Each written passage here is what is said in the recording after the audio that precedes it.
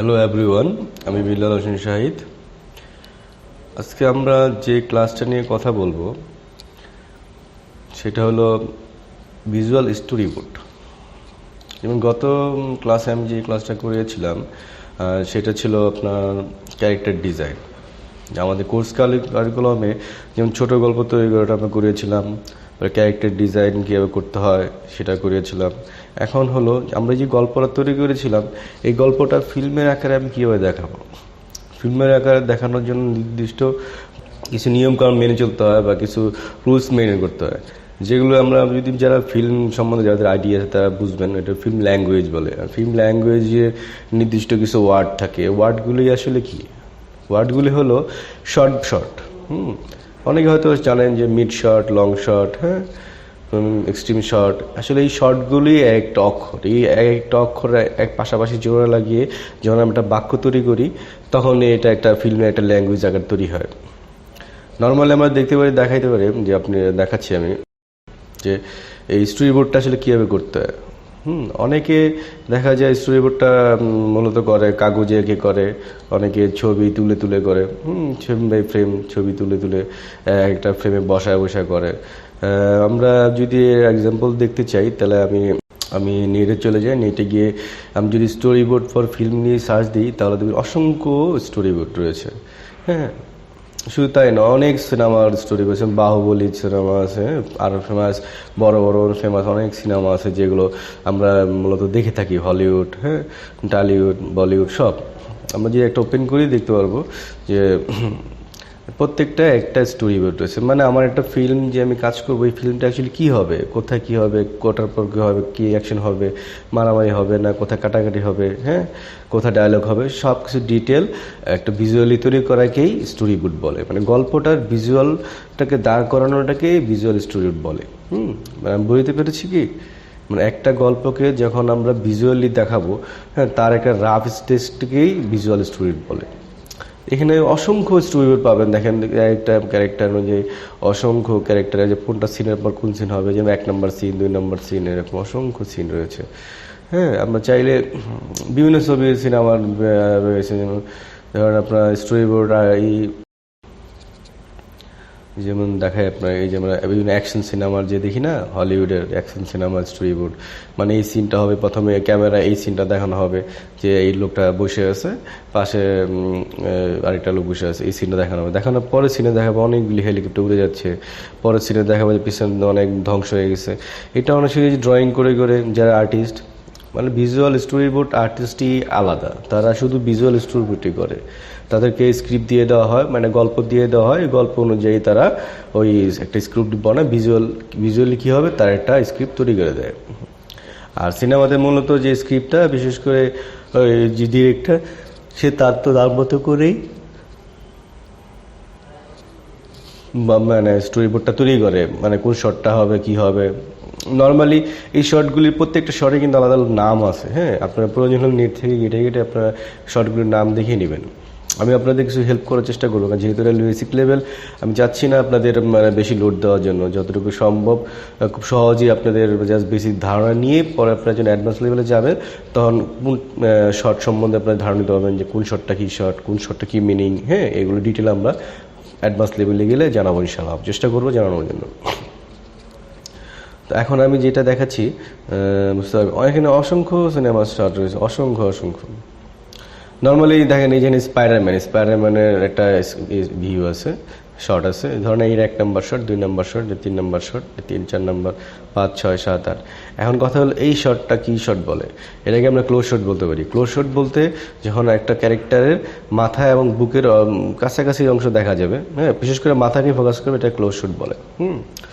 আর এটার আমরা যদি বডি যদি পা পর্যন্ত দেখা না যায়, মানে বডির অর্ধেক প্লাস মাথা যদি দেখা যায়, তাহলে এটা আমরা মিড শট বলতে পারি। হ্যাঁ, এটা আপনার ক্লোজ শট বলতে পারি, এটা মিড শট বলতে পারি, এটাও আমরা মিড শট বলতে পারি, এইটা আমরা বলতে পারি মিড লং শট। মানে হলো মানে পাটা সবই দেখা যাবে কিন্তু কাছাকাছি, মানে মিড লং শটও বলতে পারেন বা মিড লং শট বলতে পারেন, কোনো সমস্যা না। এই শটটা দেখেন, এই শটটা হলো mid long shot, mid composite shot কি? কম্পোজিট শটটা হলো যখন দেখবেন যে একটা সিনে 4টা বা 5টা ক্যারেক্টার হবে, মানে 4টা ক্যারেক্টারের অতিরিক্ত যখন ক্যারেক্টার হবে ওটা কম্পোজিট শট বলে। আর এটাকে আমরা কি ওয়ান শট বলা যেতে পারে, কারণ যেহেতু একটা ক্যারেক্টার এখানে অবস্থিত, এখানে ওয়ান শট, আর এখানে 2টা ক্যারেক্টার 2 শট। এরকম করে এক একটা শটের এক একটা নাম। তো আমরা যখন ফিল্ম সম্বন্ধে জানবো বা ফিল্ম সম্বন্ধে ডিটেল জানবো, তখন আমরা অটোমেটিক্যালি বুঝে যাবো যে আসলে কোন শটটা কোন শট আর কোন শটের পর কোন শট নিতে হয়। আর আসলে কি এই জিনিসগুলো আসলে ধরে ধরে শেখানোর কিছু নেই। আপনাদের অলরেডি আপনাদের সেন্স আছে, আপনারা জানেন না হয়তো, আপনারা প্রচুর সিনেমা দেখেন, সিনেমা দেখলে বুঝতে পারবেন একটা সিনেমার পর কোন সিনেমা আসে, তখন আপনার মাথার মধ্যে অলরেডি এই জিনিসগুলো ঘুরে যে কোন শটটার পর কোন শটটা আসে।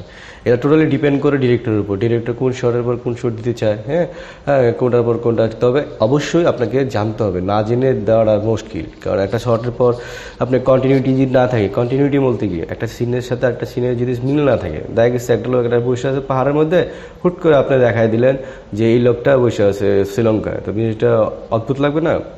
মানে এটা তাই ক্যারেক্টারের সাথে বা সিনের সাথে সামঞ্জস্য থাকবে না। তাই সিনের সাথে সিন মিল রেখেই যে জিনিসটা মেনটেন করাটাই হলো আপনার কন্টিনিউটি, ঠিক আছে? মানে একটার সাথে একটার মিল যেটা সামঞ্জস্যপূর্ণ, যেটা নর্মালি আমরা দেখি না যে সিনেমা যখন তৈরি করি তখন একটা শট নেওয়া হয়েছে। হ্যাঁ, সিনেমার আসলে অনেক ধরনের আছে। সিনেমার আমি তো প্রথমে আপনাকে বলেছিলাম যে সিনেমা একটা ল্যাঙ্গুয়েজ আছে, সিনেমা ল্যাঙ্গুয়েজ। ল্যাঙ্গুয়েজটা তো আমি বলেছিলাম না যে একটা আমরা যেমন একটা লক্ষ্য লিখি আমার ও আমার, তার মানে ঈশ্বরেও হ্যাঁ মা মায়ের মা আর আমার স্বরে মায়ের মা আর আমার, তার মানে স্বরেও ম আর, এই 3টা ওয়ার্ড রয়েছে। এই 3টা ওয়ার্ডে যদি আমি চিন্তা করি, এটা স্বরেও, এটা ম, এটা আর, তার মানে 3টা যদি জোয়ার লাগাই তাহলে কি হলো আমার। এখন কথা হলো আমর, কিন্তু আকার রসিকার এইগুলো তো নাই।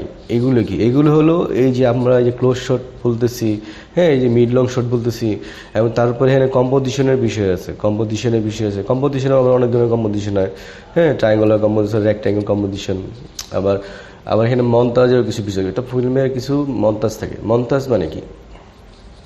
মন্তাজ হলো যেমন একটা বিশেষ বিষয়ে দেখাবো যার মাধ্যমে মানুষ বুঝে যাবে যে বিষয়টা আসলে কি মিন করতে করা হয়েছে, এই জিনিসটাকেই মন্তাজ বলে। একদম সহজ বাংলায় যে সামান্য একটা জিনিস দেখাইলাম, দেখার পর একটা মানুষ বুঝতে পারে যাতে এই জিনিসটার মিনিংটা কি।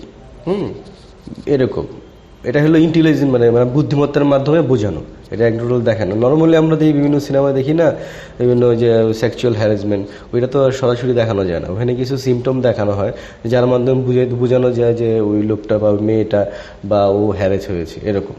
আবার অনেক জায়গায় দেখে না যে কাটাকাটি, তো অনেক সিনেমা দেখবেন যে একবার সরাসরি কাটাকাটি দেখায় না, কিছু কিছু সিমটম দেখায় বা এমন কিছু জিনিস দেখা যায় বুঝে নেওয়া যায় যে হ্যাঁ ওর মা ওর হাত কেটে গেছে বা পা কেটে গেছে বা এরকম কিছু। এই জিনিসগুলিকে অ্যাকচুয়ালি মন্তাজ বলে। মন্তাজে আবার অনেক ধরনের মন্তাজ রয়েছে। তো আমরা তো প্রথমেই বলেছি এটা বেসিক লেভেল, আমরা এত ডিটেলে যাব না। আপনারা ভবিষ্যতে যখন যদি আমার ক্লাস করেন তাহলে আমি আপনাদের ফিল্ম ল্যাঙ্গুয়েজ থেকে শুরু করে কেউ স্ক্রিপ্ট লিখতে হয় তার বিস্তারিত আপনাদের আমি অবশ্যই চেষ্টা করবো শেখানোর জন্য।